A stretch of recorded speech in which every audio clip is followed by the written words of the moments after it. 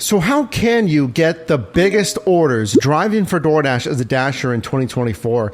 And I'm talking $2+ a mile, $10+ orders. And I've helped you answer this question year after year, how to get the biggest orders possible. And in 2024, got a brand new strategy. But hold up, why do we even need a brand new strategy as a Dasher, right? Like, isn't driving for DoorDash pretty straightforward? It's delivery stuff, right? Well, as you may know, in 2023, for the first time ever, we saw a brand new earnings mode, earned by time. And at the end of 2023, going into 2024, really the expansion and the emphasis not only on the older Priority Access, but the new Dasher Rewards program. Speaking of, that's strategy number one, kind of unfortunately, let me know down below how you feel about this, but the only way, at least on one strategy, to get the highest paying offers is to have priority access to the highest paying offers. But I mean, either program, Priority Access or Dasher Rewards, it's a 50% minimum acceptance rate. You have to accept 50% of the potential offers that they give you. Now, it's on a rolling basis over the last 100 deliveries, and then you get the highest paying offers. But what is that? Well, there are some of the highest paying deliveries in your area, of course, which can vary by area, over time, and by delivery distance. This is straight from DoorDash.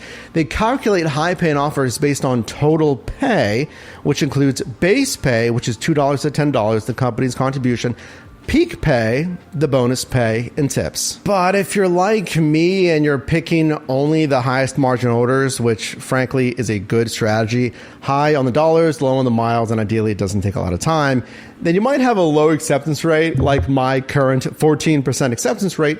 So I don't want to accept a bunch of orders that don't make sense to get me to 50% or 70% acceptance rate. So that's where the AR reset comes into play. If you get an email like this, DoorDash lets you reset your acceptance rate so you can start getting access to the priority orders. They say once your acceptance rate has been reset, you will receive priority access to high paying orders for the period of time outlined in your app and reset opt-in email. Now, you have to have the email, so check if you got that or check if there's the reset option in your Dasher app. But then if I do it, how long am I going to get access to these orders? My email, when I got this November 2023, said 2 weeks. And then it goes back to, hey, you have to have at least 50% AR acceptance rate to get access to the higher paying orders. Mathematically, is that going to make sense? And here's the thing.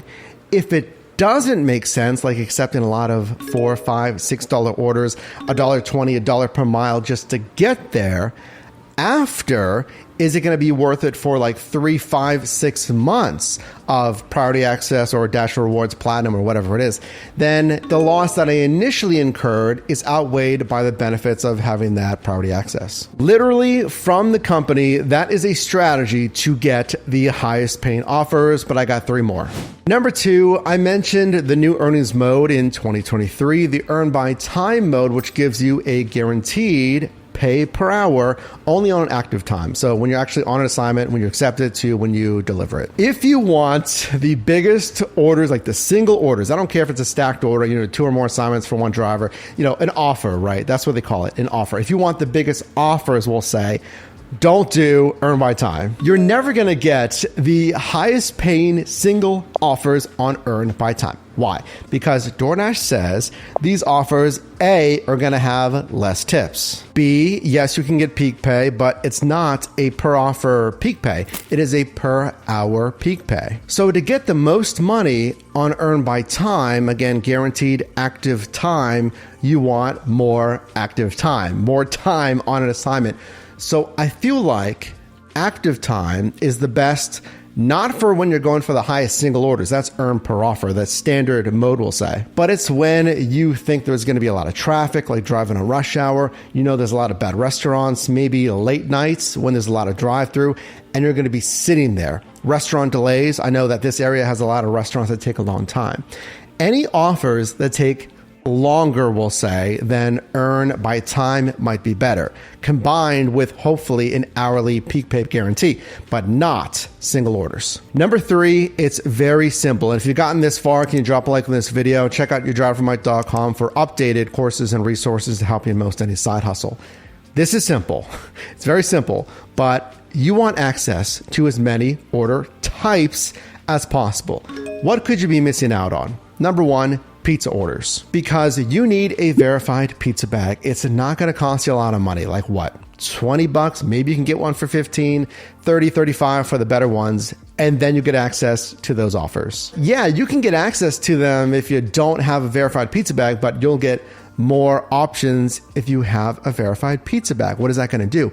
It's simply going to get you more options that maybe in there's an offer that is $2-3+ a mile because there's a, let's say, very high customer tip. And you're going to benefit from those orders. Think about any holidays or game days where people are ordering those kind of orders. Number 2, the large order program, which DoorDash says they pay up to 2 to 3 times as much as standard requests. Now, trust me, it's kind of a pain because A, it's invites only via email. If there's a wait list, definitely sign up for it. And then Platinum Dashers on that Dasher Rewards program that have a 95% completion rate, 70% acceptance rate, get that benefit exclusively to the large order or catering program. There's also the package return. There's shop and deliver, of course. There's grocery, shop and deliver as well and grocery. There's convenience. There are the Dash Mart runs. So just become familiar with those, because if you don't feel comfortable, you might see a Dash Mart and be like, I don't know how to do that. Or shop and deliver, I don't know how to do that. And I've actually seen this where it's like 5 items, paying $25 or something ridiculous for 3 miles. It's crazy and it's a no-brainer. But if you're not comfortable or for whatever reason, like, I don't really know parking there, right? And you don't want to do it.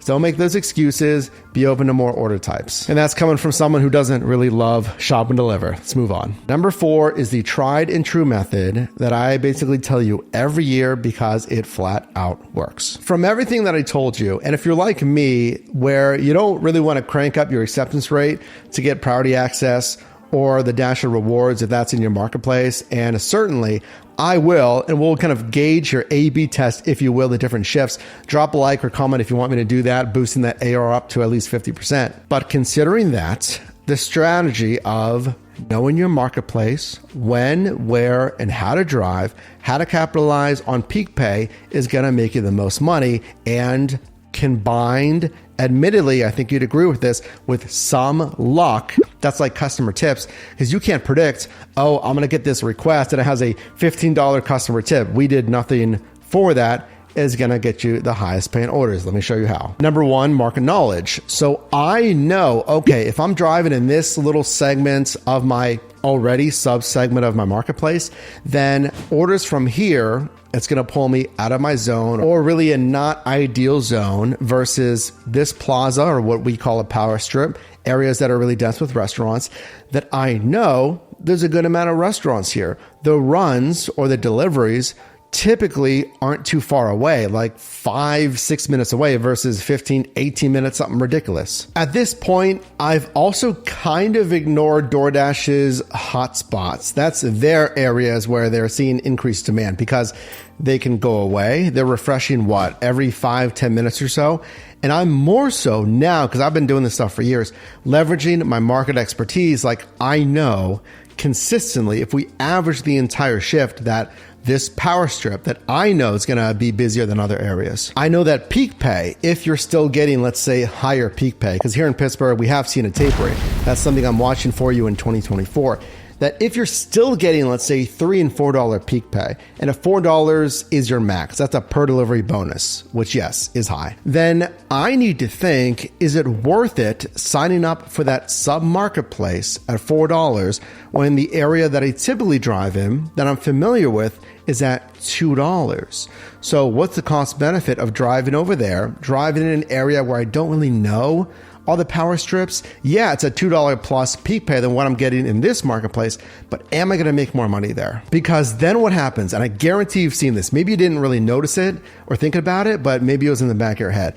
But if you have a really high peak pay, the per delivery bonus, $3, $4, whatever it is, it might draw the more and more dashers that are coming from those other sub marketplaces to try to make more money, because they think they're going to make more money on this really high peak pay. So to summarize that last point, when I go driving, I'm thinking, okay, realistically, on a Tuesday at 3 p.m., realistically with no peak pay, am I going to make $25 plus an hour, which is our channel goal? We never changed that goal because I always wanted to make $25 an hour. A random Tuesday kind of in between? No, realistically, I don't think I'm going to hit 25. So when I strategically drive, let's say Thursday to Sunday, whatever it is, obviously during those dinner rush, hopefully with peak pay, then my earnings goal increases of what I realistically think I can make and the types of orders I expect as well. To expand on that, what I mean is that if I'm getting orders on a Friday night and it's dinner rush, I know I can ignore, perhaps, there's a risk benefit with this, of course. If I ignore $1.50 per mile order, or even $1.75, I'm taking a risk hoping that $2+ a mile, $2.15, $2.25 per mile order is going to come through next. That is the research and the risk reward that you have to figure out in your marketplace and the sub marketplace that you're ultimately driving in, because you don't want to ignore $1.75, which isn't that bad, and then wait another 15 minutes. You're like, oh, I thought something better would come through, and then nothing better comes through. I think now more so than ever in 2024, it really is considering all of the options that DoorDash has, the earnings modes, because yes, you can try to get the biggest orders possible on earn per offer, but maybe, let's say, again, my example of a Tuesday, maybe earn by time would have been better for that slow Tuesday. Now you really do have to be critical. It's not like 2020 where I could go online and count on $4, $5, $6 peak pay because I saw it. So using these strategies though, these updated strategies, don't just think about the biggest orders possible, and that's fine. And you can do this driving like 1 or 2 hours here and there, trying to get the biggest orders possible. But at large, consider everything, because I don't want you to waste your time trying to get the biggest orders when you can make more per hour with this earnings mode, let's say. And trust me, there's going to be more new things and changes and tweaks coming to the Dasher program in 2024.